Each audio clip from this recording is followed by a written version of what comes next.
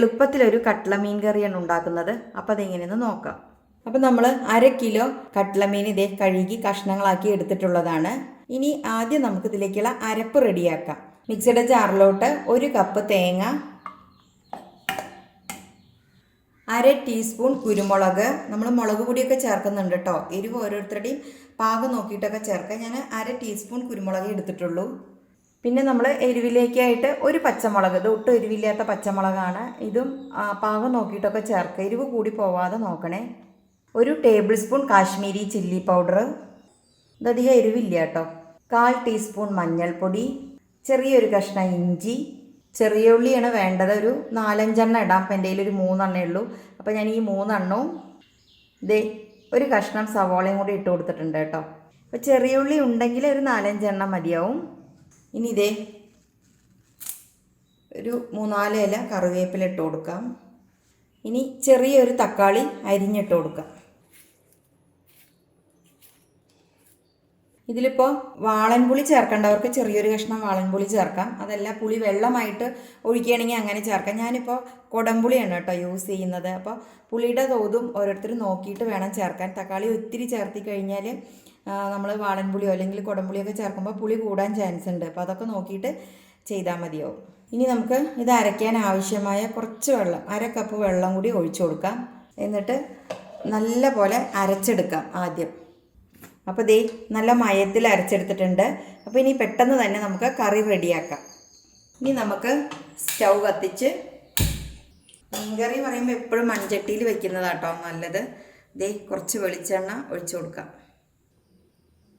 എണ്ണ ചൂടായി വരുമ്പോൾ നമുക്ക് വളരെ കുറച്ച് കാശ്മീരി ചില്ലി പൗഡർ ഇടാം കേട്ടോ. ഇതിങ്ങനെ എണ്ണയിൽ മൂപ്പിച്ചെടുക്കുമ്പോൾ നമ്മുടെ കറിക്ക് നല്ല കളറ് കിട്ടും. നമ്മൾ നേരത്തെ കാശ്മീരി ചില്ലി പൗഡർ അരപ്പിൽ ചേർത്തതാണ്. ഇങ്ങനെ ചെയ്യുമ്പോൾ എന്താണെന്ന് വെച്ചാൽ ഒന്നും കൂടി കളറൊക്കെ കിട്ടും കറിക്ക്.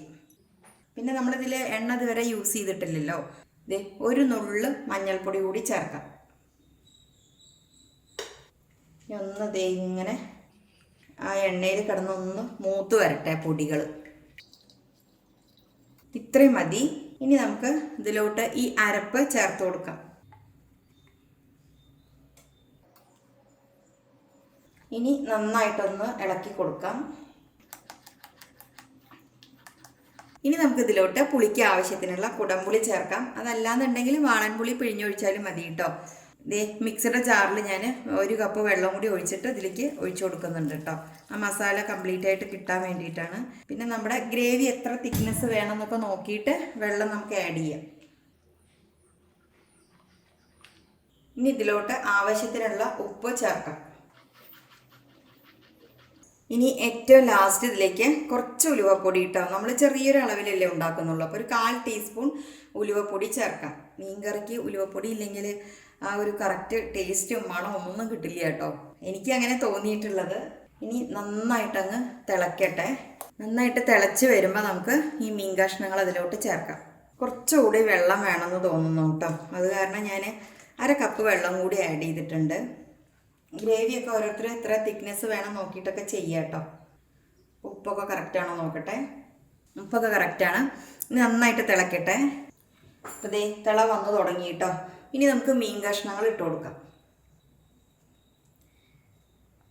ഞാൻ ഏകദേശം ഒരു 1 കിലോയ്ക്ക് മുകളിലുണ്ട് കേട്ടോ ഈ മീൻ. അതിൽ പകുതി എടുത്തിട്ടുള്ളൂ, പകുതി ഞാൻ വറുക്കാൻ എടുത്തു കേട്ടോ. അപ്പോൾ അതിൻ്റെ തലയും എല്ലാം ഉണ്ട് ഇതിനകത്ത്.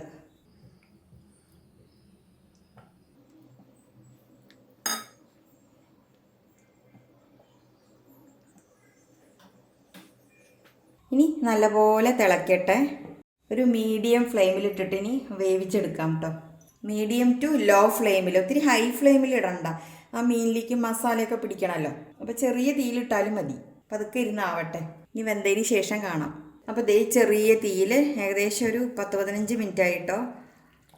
കണ്ടില്ലേ എണ്ണയൊക്കെ തെളിഞ്ഞു വന്നിട്ടുണ്ട്. ഇപ്പോൾ മീനൊക്കെ വെന്തു. ഇനി നമുക്ക് ഗ്യാസ് ഓഫ് ചെയ്യാം കേട്ടോ. മസാലയൊക്കെ ശരിക്കും പിടിച്ചിട്ടുണ്ടാവും. ഇപ്പോൾ നമ്മൾ ചെറിയ തീയിൽ വെക്കുമ്പോഴാണ് ഈ മീൻ കറിക്കും ടേസ്റ്റ് ഉണ്ടാവുള്ളൂ. അടിപൊളി കേട്ടോ. അപ്പോൾ ഇനി ഏറ്റവും ലാസ്റ്റ് ഒരു ഭംഗിക്കും പിന്നെ കറിവേപ്പില നല്ല ഗുണമാണല്ലോ, അതിനും വേണ്ടിയിട്ട് നമുക്കിതിലോട്ട് ഒരു തണ്ട് കറിവേപ്പില ചേർക്കാം. ഇനി വേണമെങ്കിൽ കുറച്ച് പച്ച വെളിച്ചെണ്ണ ഒഴിച്ചു കൊടുക്കാം. അല്ലാതെ തന്നെ ഇതിൽ എണ്ണ ഉണ്ട്. വളരെ കുറച്ച് ഒഴിച്ചു കൊടുക്കാം. അപ്പം നല്ല ടേസ്റ്റോട് കൂടിയ കട്ട്ള മീൻകറി റെഡി ആയിരിക്കുകയാണ് കേട്ടോ. അപ്പം എല്ലാവരും ഒന്ന് ഉണ്ടാക്കി നോക്കണം. വളരെ എളുപ്പമാണ്, കാരണം നമ്മൾ ഒരൊറ്റ അരപ്പിൽ എല്ലാം ചേർത്തിട്ട് പെട്ടെന്ന് തയ്യാറാക്കുന്ന ഒരു കറിയാണ്. അപ്പം നല്ല ടേസ്റ്റുമാണ്. പിന്നെ പുളിയുടെയും എരിവൊക്കെ ഓരോരുത്തരുടെ പാകം നോക്കിയിട്ടൊക്കെ ചേർക്കുക. ഇതിപ്പോൾ കറക്റ്റാട്ടോ, എല്ലാം കറക്റ്റാണ്. അപ്പം എല്ലാവരും ഒന്ന് ഇതുപോലെ ഉണ്ടാക്കാത്തവരുണ്ടെങ്കിൽ ഒന്ന് ഉണ്ടാക്കിയിട്ട് എങ്ങനെ ഉണ്ടായിരുന്നു എന്നൊക്കെ പറയണേ. വീഡിയോ കണ്ട് ഇഷ്ടമായെങ്കിൽ ഒന്ന് ലൈക്ക് ചെയ്യാനും സബ്സ്ക്രൈബ് ചെയ്യാനും ഷെയർ ചെയ്യാനൊക്കെ ആരും മറക്കരുത്. അപ്പോൾ വീണ്ടും നല്ല നല്ല റെസിപ്പിയുമായി വരുന്നവരേക്കും ബായ്.